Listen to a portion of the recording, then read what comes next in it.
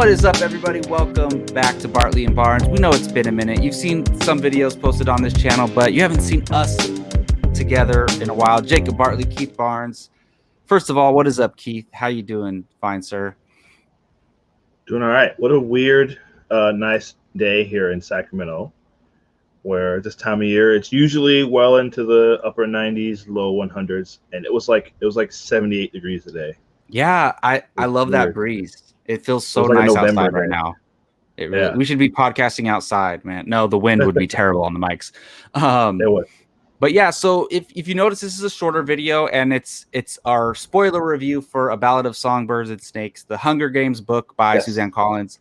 So we're going to get into that. And one of the segments that we do on the Bartley and Barnes show is Turn the Page, where we make literature recommendations and we do literature reviews.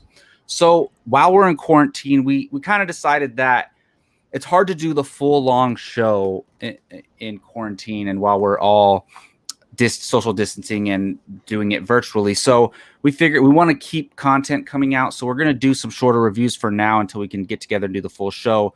So I finally finished A Ballad of Songbirds and Snakes. You finished it a while ago and you gave your non-spoiler thoughts on the show. And you said it was good, but you said that not nowhere near as good as the original books. Do you still feel that way? Yeah. Yes. Yeah, very much. Yeah, the number one thing, and like I said, I was doing a mix of reading it and listening.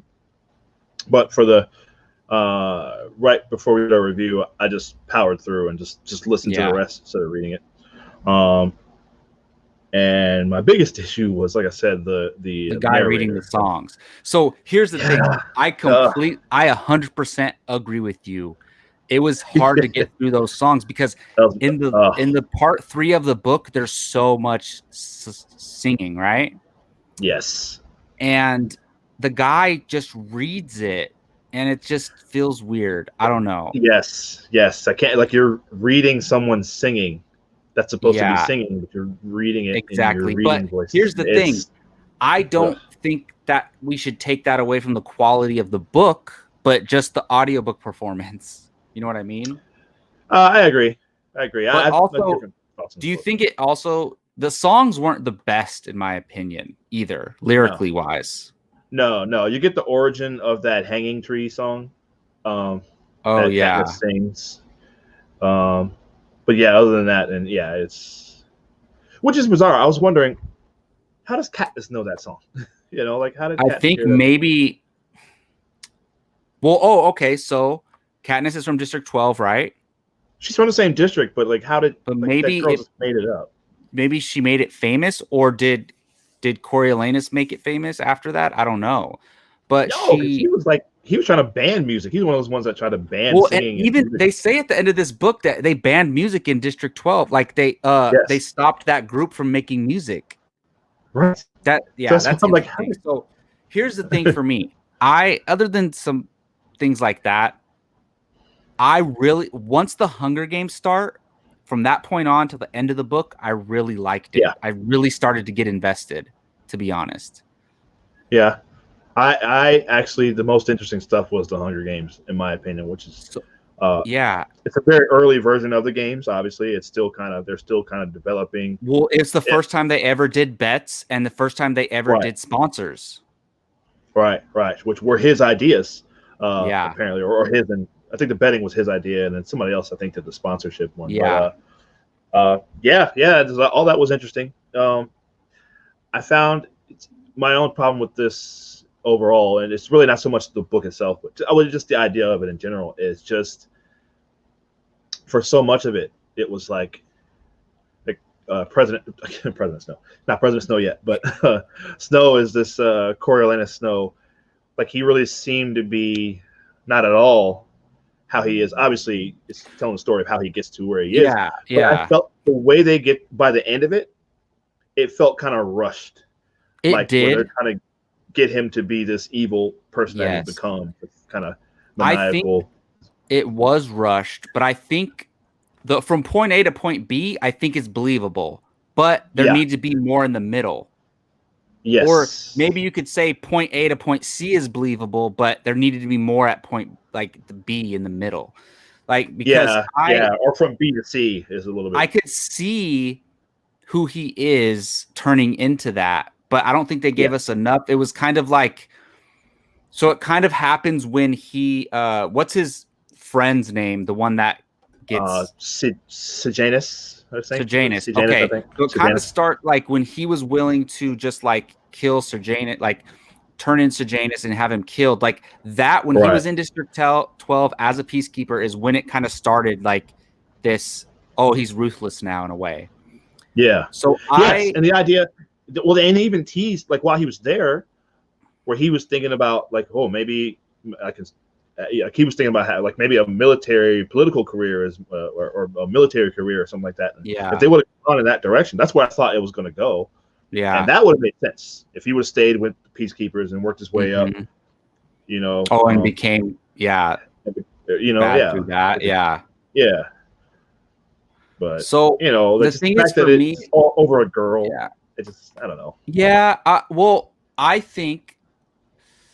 Look, you obviously like didn't like it as much as I did, and here's the thing for me, I've never read the Hunger Games books, so this is my first Hunger Games book. I've seen the movies, obviously, but so I'm sure because everybody loved those Hunger Games book, like people were raving about them, and I heard they were like, you can't put them down type of reads.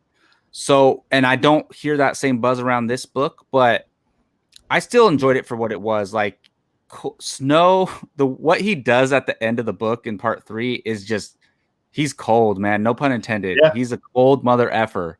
And the thing for me is like this girl, Lucy Gray, he was in love with her, right? Like the most, like he was desperate to be with her, desperate for her to survive the Hunger Games. It seemed like he would do anything to have a life with her. And then when it came down to choosing being away with her in the wilderness or whatever, or, you know, being able to be a peacekeeper and become an officer and all that stuff and have a good life in Pan Am, he clearly wasn't even a question. He chose that over her. Yes. When the whole book, they're telling us how much he loves this girl. And I think all the pieces were there, but they weren't put together right, because I like that he loved this girl, that he had to make this decision and ultimately decided to go that way. That makes sense, because I was wondering either she's going to die or he's going to, I thought the whole time, because I don't really know anything I don't know if we ever hear from Lucy Gray again. I don't know. Like, does she appear later on? I don't think so. I thought maybe because of the time, and I thought maybe she was that one lady from Catching Fire, but she was mute, and I couldn't remember what her name was. But remember, I don't know if you remember in Catching Fire, the lady that was, I think Jeffrey Wright was like taking care of her. Okay. The two people, they were like, she was a winner. She was a former winner, and she was this old lady that had won. Okay, so the thing is, I don't think Lucy Gray is dead. They would have confirmed that if she was. Yeah, I don't think she's dead. Yeah, because they don't explain anything. She's just gone. They didn't explain at all. Yeah, I think she got away. I think she survived somehow, and I don't know. I thought it was cool because for me, like, I've seen the movies, but I felt really immersed in the world once the Hunger Games started.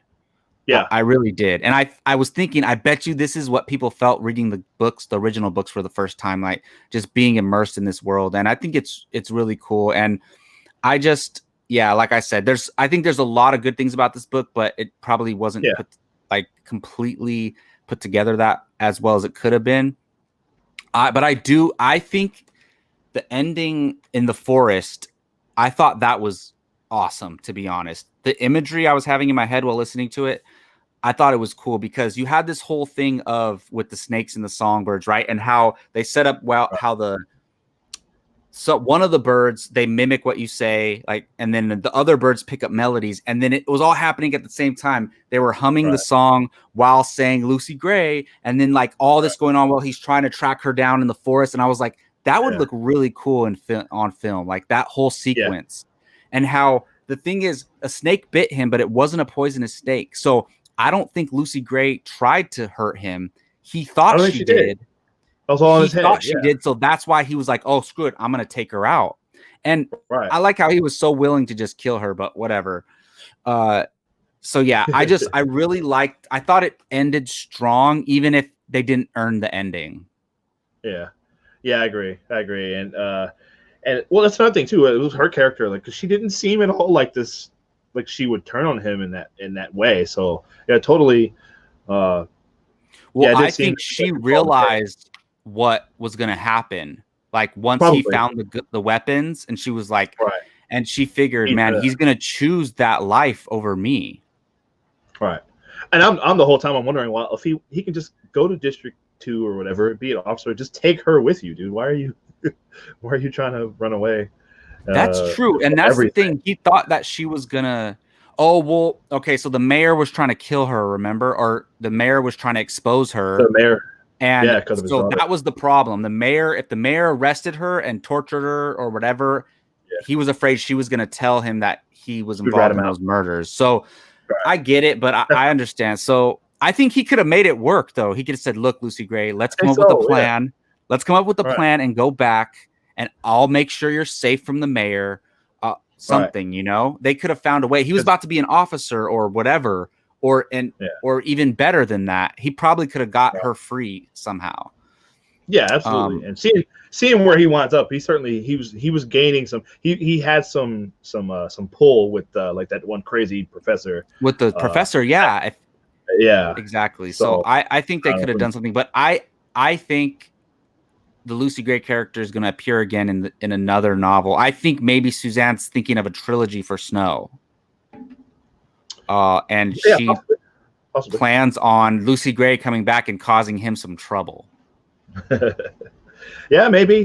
Yeah, well, it does end. I do like how the very end, where it's like you get the whole thing of how, like, it's apparently in District 12 they didn't even watch the Hunger Games. Oh, that was like the way nobody even knew who he was, and he's walking around, and he was like he was a sponsor, not sponsor, because they don't want to see that, you know, like they don't want to watch this horrors on the. And that's kind of like how people in real life don't watch the news, because they don't want to see reality of what's going on. It was like a reflection of that. Oh, one thing that I thought of that I really wanted to talk about, and I don't know if this is known already, how his dad got the dean drunk, and when they were younger, and they come up with the Hunger Games, and he turned it in.